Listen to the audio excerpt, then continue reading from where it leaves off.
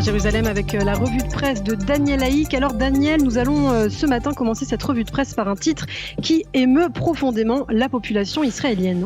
Effectivement, Ilana, il ne s'agit pas de la crise du Covid-19 ou de la normalisation avec les Émirats, ni même des dossiers judiciaires du Premier ministre. Ce matin, le titre qui attire l'attention en première page des quotidiens israéliens et dans les sites d'information est un titre particulièrement tragique. Il y a 10 jours, la docteure Shirley Elmassi Arieli, 34 ans, médecin dans le département des enfants de l'hôpital Soroka à Beersheva, s'est effondrée victime d'un arrêt cardiaque quelques minutes à peine après son mariage, alors que la choupa venait de se terminer et que les invités étaient en train de s'attabler.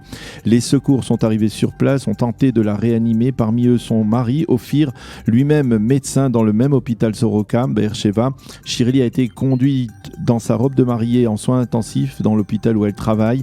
Pendant 10 jours, les médecins, ses collègues ont tout fait pour la sauver, mais hier, son cœur s'est définitivement arrêté. Alors ce matin, le Yediot Aharonot, le Israël Hayom et de l'ensemble des sites d'information nous montrent des photos de ce qui devait être le grand jour de joie de Shirley et Ophir et qui s'est transformé en une terrible tragédie. Un cœur brisé, titre le Yediot Aharonot ce matin.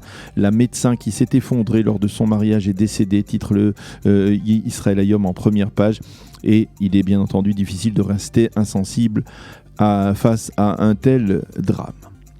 Revenons à la lutte contre le corona. À quelques heures de la réunion du cabinet interministériel restreint de la lutte contre le Covid-19 qui doit déterminer si les Israéliens passeront les fêtes de Tishri en reconfinement total ou bien si le confinement ou le couvre-feu sera plus limité, plus aéré, dirons-nous, que lors des fêtes de Pessah au début de l'épidémie. Le Israël Hayom résume cela ainsi: entre des restrictions drastiques et un reconfinement total. Et le journal nous présente tous les scénarios possibles. Le moins sévère, un couvre-feu léger dans tout le pays pendant les fêtes. Le plus sévère, un reconfinement total pendant 3 semaines. Et le journal cite un expert qui constate que le couvre-feu nocturne imposé dans une quarantaine de localités israéliennes il y a 3 jours ne fonctionne pas et n'est pas suffisamment efficace. Le Yediot Aharonot estime en manchette ce matin que l'État d'Israël se dirige irrémédiablement vers un reconfinement général. Il cite le professeur Gamzou qui constate qu'il y a une chaîne de contamination très problématique dans les villes rouges. Quant au site Ynet, il indique en page d'ouverture que les élus des villes rouges ou des villes en voie de devenir rouges s'opposent à tout reconfinement général. En marge, le Yediot Aharonot indique que le vaccin israélien contre le corona va être très prochainement inoculé sur des volontaires. Il s'agit d'une nouvelle étape dans les travaux de l'Institut biologique de Ness Yona qui a été chargé par le gouvernement de produire le plus rapidement possible un vaccin efficace contre le virus. Si les essais s'avèrent concluants, ils seront donc élargis à plusieurs centaines de candidats, mais il faudra alors encore patienter plusieurs mois avant d'espérer envisager sa production à l'échelle nationale. Sur le plan politique, les quotidiens et les sites d'information reviennent sur les déclarations du Premier ministre hier soir à propos des révélations du journaliste Amit Segal. Ces révélations prouvent qu'en Israël, le système juridique et judiciaire ne fait pas respecter la loi, mais préfère la contourner, a déclaré Binyamin Netanyahou, qui a demandé qu'une enquête, voire une commission d'enquête soit formée pour confirmer les révélations de Amit Segal. Les journaux reviennent ce matin sur l'option que Binyamin Netanyahou puisse être contraint par le conseil juridique du gouvernement de se mettre en vacances du pouvoir lorsque son procès débutera au début du mois de janvier. Pour Simcha Rothman, dans le Israël Hayom, une telle décision ne serait rien d'autre qu'un coup d'État de la part de la justice ou du monde de la justice en Israël. Pour l'instant, le conseiller Mandelblit avait affirmé que le Premier ministre pouvait poursuivre son mandat, mais il n'est pas impossible qu'il modifie sa décision dans les prochaines semaines. Quant à Amichai Attali, il affirme en page 2 du Yediot Aharonot dans son éditorial central que dans la situation actuelle, il n'y a pas d'autre alternative que de provoquer de nouvelles élections. Pourquoi ?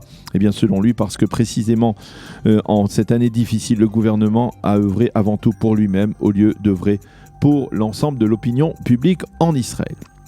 Jour J-5 avant la signature de l'accord de normalisation entre Israël et les Émirats, le Israël Hayom souligne que l'autorité palestinienne a dû retirer sa requête visant à exclure les Émirats de la Ligue arabe, et ce après un coup de colère de la part des Émiratis.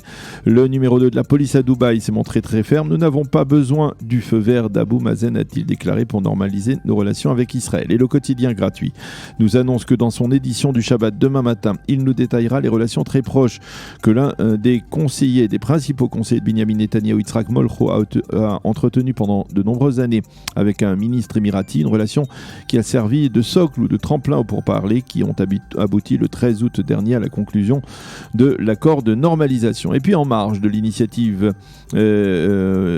palestinienne, le Israélium se fait l'écho d'un rapport publié par une organisation israélienne, les sécuritaires à Bitronistim, qui rassemble d'anciens généraux proches de la droite israélienne. Dans ce rapport, ces experts affirment que même si l'autorité palestinienne devait être démantelée par les Palestiniens eux-mêmes, eh bien Israël pourrait reprendre la gestion de la population palestinienne des territoires sans trop de difficultés. Selon les coûts d'un tel changement de responsabilité ne serait pas aussi élevé que l'on voudrait le faire croire, affirme c'est Bitronistim, c'est sécuritaire.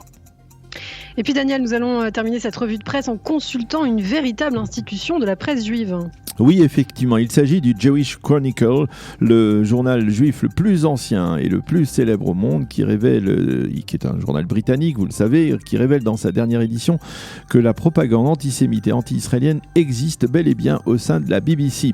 Le journal juif cite dans une enquête plusieurs cas comme celui du correspondant diplomatique de la chaîne Nimesh Tucker, qui avait créé un compte fictif sur des réseaux sociaux pour calomnier tranquillement Israël, ou bien encore une productrice de la BBC qui profitait de son statut pour diffuser à l'antenne de la propagande anti-israélienne. C'est la fin de cette revue de la presse et des médias israéliens ce matin.